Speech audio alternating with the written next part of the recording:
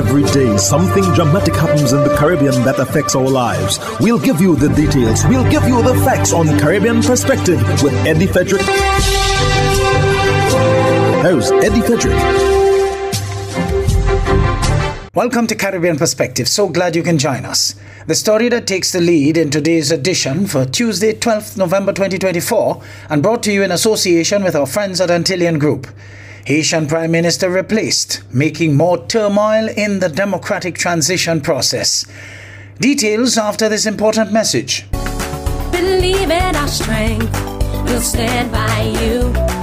Protection from all, perils big and small. Reassurance we give, it's so clear to see. Peace of mind, that's our service guarantee. We look after all our family. Yes, we do at every opportunity. Antillean Group, underwriters of all classes of insurance solutions for your protection and investment. Live well financially.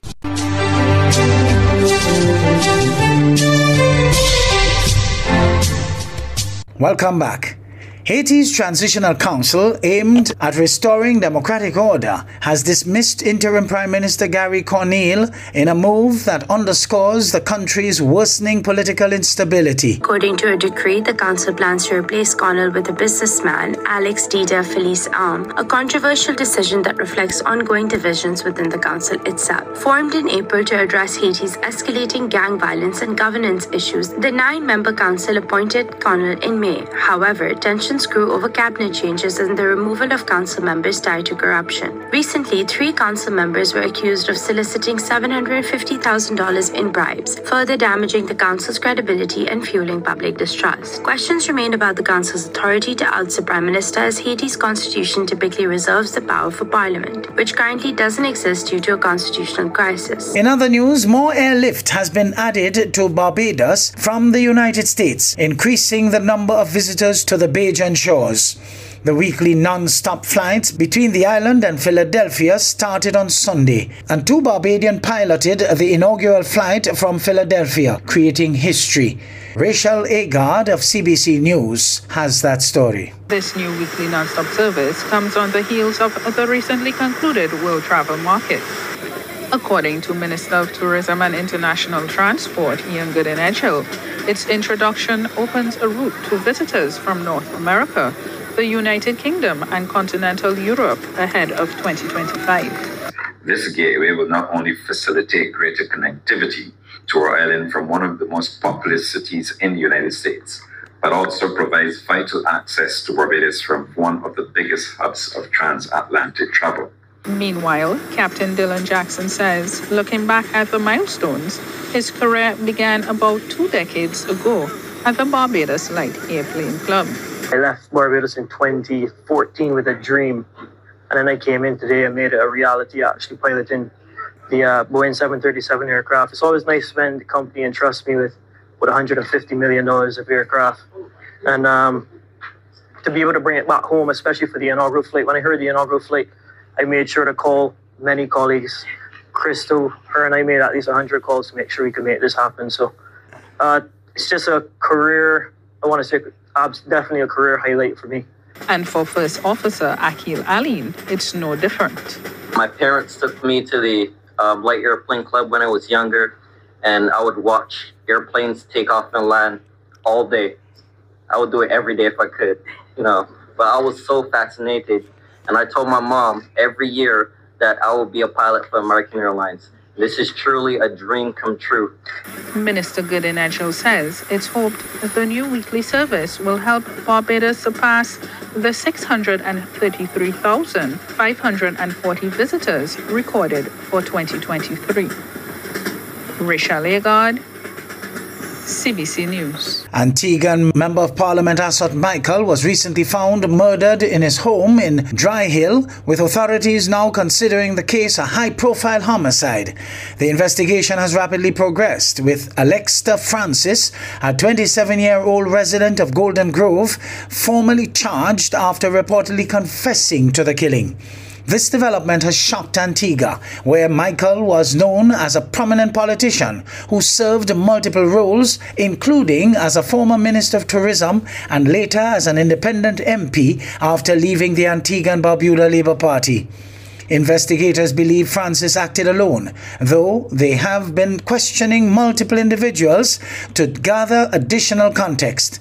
The FBI has joined local authorities to assist in the probe due to its high-profile nature and potential broader impact in the region. Antigua and Barbuda's Prime Minister Gaston Brown is calling for sweeping changes to the country's Companies Act to shield local hotel workers from exploitative practices. More in this ABS News item with Jamie J. Roger. Prime Minister the Honourable Gaston Brown is calling for changes to the Companies Act to shield hotel workers in Antigua from what he calls exploitative practices by hotels like Sandals Resort. In this Jamie Rocher report, we hear more on how the Prime Minister plans to protect workers and ensure fairness for all stakeholders. Prime Minister the Honourable Gaston Brown says he won't stand for hotels taking advantage of local workers.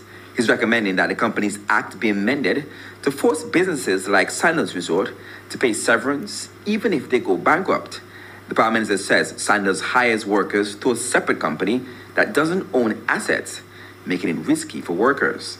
And I'm committed to take this matter to the Cabinet, not this week as I'm going to be away next week, and to amend the Companies Act to state very clearly that the companies that actually own the assets that generate must be the business activity, will be responsible for the severance. And that the severance will be a first charge on the property in the event of liquidation. Yeah.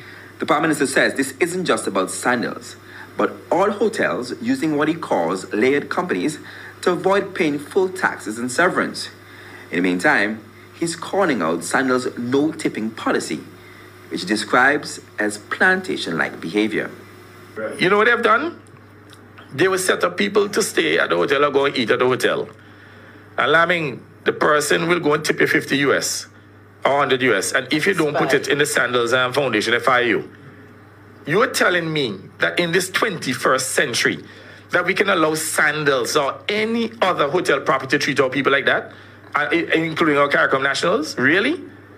I am saying here that that is a type of plantation behavior that I am totally opposed to. Prime Minister Brown also takes aim at Sandals for trying to sideline local taxi drivers. He says they're cutting out and taking Barbuda's workforce, and he's calling for the law to ensure everyone gets a fair slice of the tourism pie. The Prime Minister says his fight isn't personal, but he won't allow what he considers exploitation to continue. He promises his government will bring these practices to an end, despite articles popping up in the papers suggesting his stance is bad for business.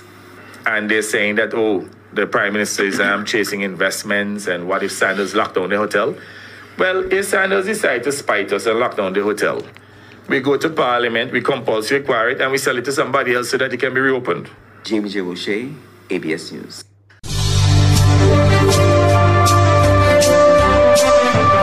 You're listening to Caribbean Perspective with Eddie Frederick, in association with our friends at Antillian Group, underwriters of all classes of insurance solutions for your protection and investment. Live well financially. The hurricane season is now upon us, so we as Caribbean people need to remember to think safety and be prepared. Avoid venturing outside during a storm or hurricane, especially if there are strong winds. Rooftops and other debris are often blown about and can cause great damage.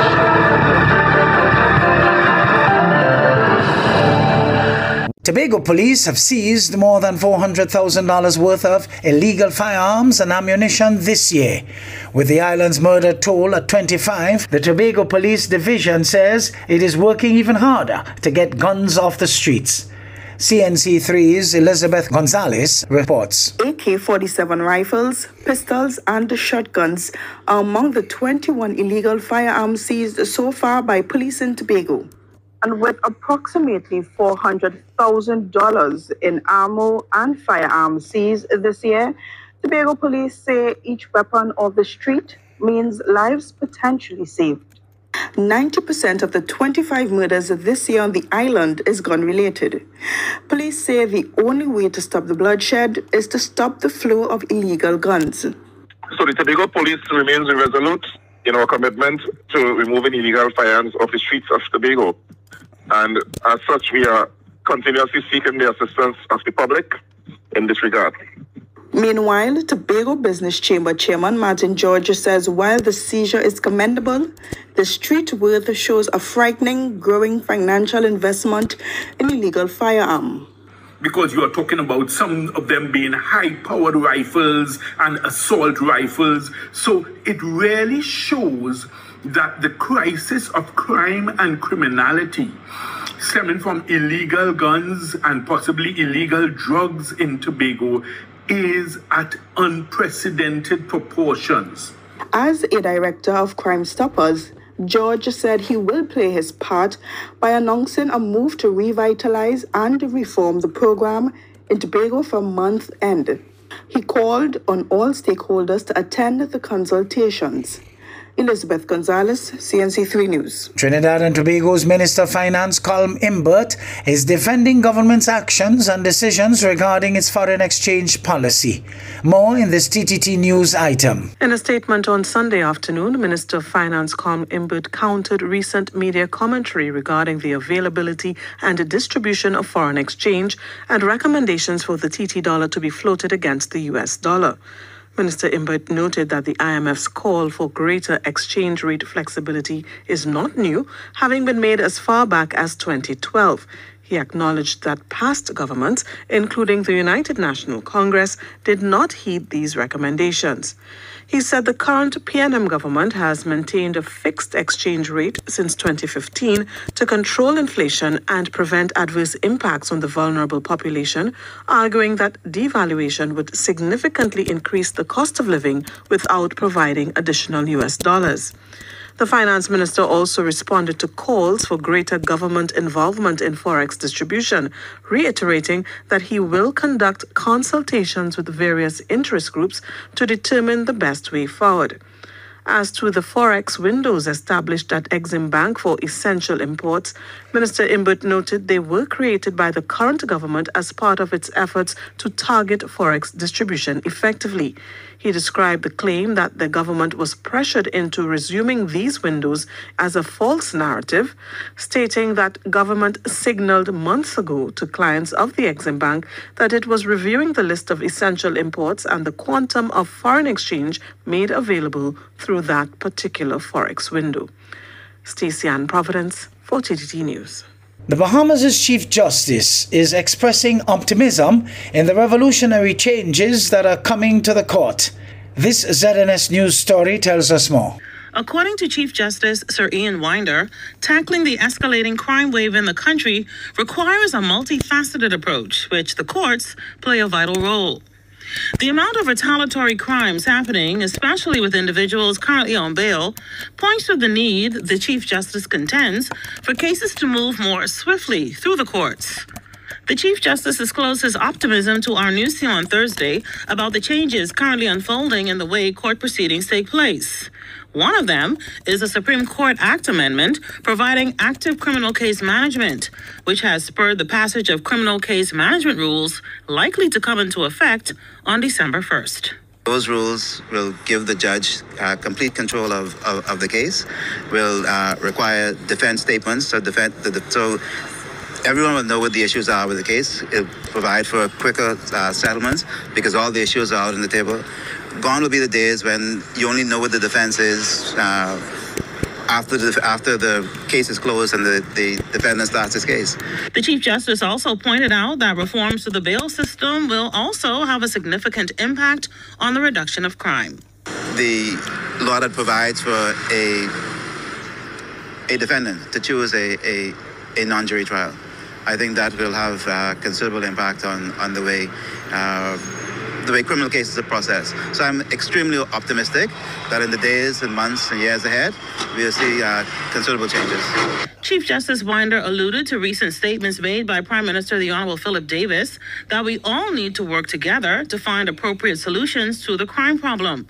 The solution has to be a collaborative one, Winder added, where we all take steps to address the challenges we have as a society. For the Bahamas Tonight, I'm Altafiz Mannings.